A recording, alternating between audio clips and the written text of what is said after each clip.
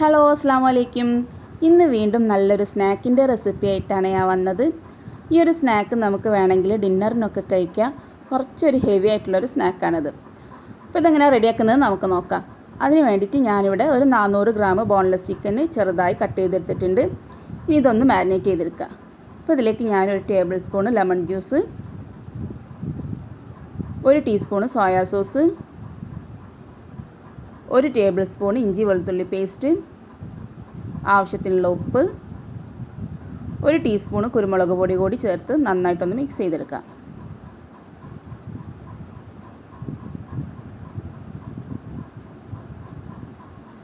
നമുക്ക് ഈ ചിക്കൻ ഒന്ന് ഫ്രൈ ചെയ്തെടുക്കാം. അപ്പോൾ ഒരു പാൻ വെച്ചിട്ട് ഞാനിതിലേക്ക് ഒരു കഷ്ണം ബട്ടർ ഇട്ട് കൊടുക്കുന്നുണ്ട്.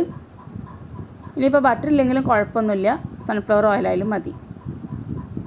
ഇനി ഇതിലേക്ക് നമ്മൾ മാരിനേറ്റ് ചെയ്ത് വെച്ച് ചിക്കൻ ഇട്ട് കൊടുക്കാം. ഇനി ഇതൊന്ന് നമുക്ക് ഫ്രൈ ചെയ്തെടുക്കണം.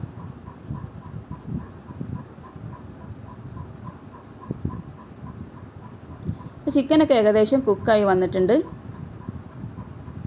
ഇങ്ങനെ ഒരുപാട് നേരം ഫ്രൈ ചെയ്യേണ്ട ആവശ്യമൊന്നുമില്ല. ഇപ്പോൾ ഏകദേശമൊക്കെ റെഡി ആയിട്ടുണ്ട്. ഇനി ഇതൊന്ന് ഈ എണ്ണയിൽ നിന്ന് മാറ്റിയെടുക്കാം.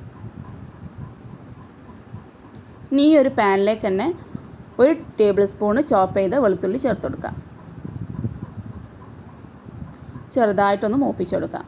ഇനി ഇതിലേക്ക് ഒരു 2 മീഡിയം സൈസ് സവാള കട്ട് ചെയ്തത് ചേർക്കാം.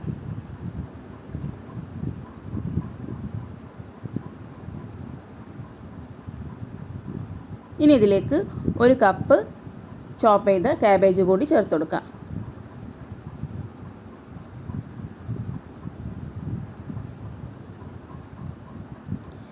ഇനി ഇതിലേക്ക് നമുക്ക് പൊടികൾ ചേർക്കാം. 1 ടീസ്പൂൺ കുരുമുളക് പൊടി, 1/2 teaspoon oregano, 1 teaspoon chilli flakes കൂടി ചേർത്ത് കൊടുക്കാം. മിക്സ് ചെയ്യുക. ഇതിങ്ങനെ ഒരുപാട് നേരം നമുക്ക് വഴറ്റി നിൽക്കേണ്ട ആവശ്യമൊന്നുമില്ല. പിന്നെ ഓരോന്നോരോന്ന് പെട്ടെന്ന് തന്നെ ചേർത്ത് കൊടുക്കാം. ആവശ്യത്തിനുള്ള ഉപ്പ് കൂടി ചേർക്കാം.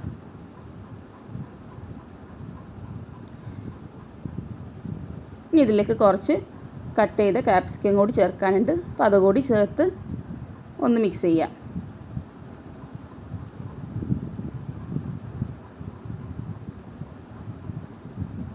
ഇനി ഇതിലേക്ക് നമ്മൾ ഫ്രൈ ചെയ്ത് മാറ്റി വെച്ച ചിക്കന് കൂടി ചേർത്ത് കൊടുക്കാം.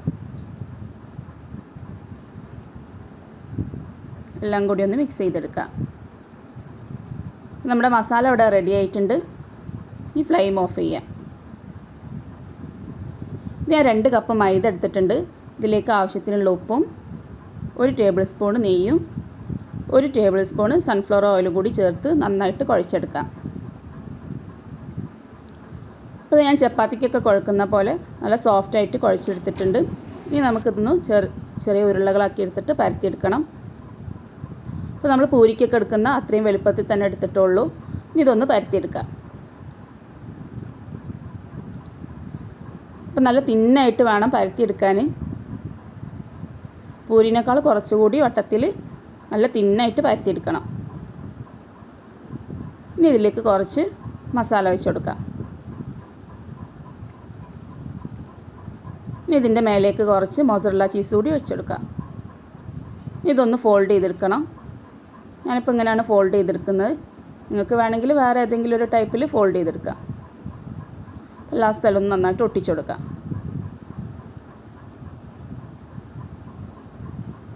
ഇത് നമുക്ക് ചുട്ടെടുക്കാം. ഇതിങ്ങനെ ഡീപ്പ് ഫ്രൈ ചെയ്തെടുക്കേണ്ട ആവശ്യമൊന്നുമില്ല. ഇങ്ങനെ ഒന്ന് ചുട്ടെടുത്താൽ മതി. കുറേശ്ശെ ഓയിൽ ഒഴിച്ചിട്ട് ചുട്ടെടുക്കാം.